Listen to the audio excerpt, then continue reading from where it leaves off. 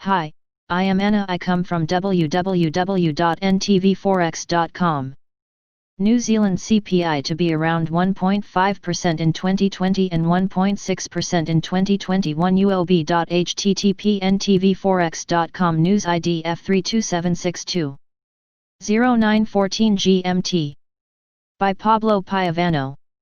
Economist at UOB Group Lee Su-an assessed the latest inflation figures in New Zealand and prospects for the next months.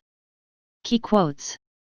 Consumer prices in New Zealand were down 0.5% QQ in the second quarter of 2020, as the COVID-19 global pandemic saw cheaper petrol and falling hotel and motel prices. The latest reading was a tad better than the 0.6% QQ expected, but way below the 0.8% QQ print in the 3 months prior. This was the first fall in quarterly inflation since the December 2015 quarter, when a drop of 0.5% was also registered. Annual inflation was at 1.5% YY compared to 2.5% YY in the first quarter of 2020, but beating estimates for an annual rise of 1.3% YY. Still, this is a setback for the Reserve Bank of New Zealand RBNZ, which has spent almost a decade trying to get inflation above the middle of its 1%-3% target band. Increased prices for rent and cigarettes and tobacco were partly offset by lower petrol prices.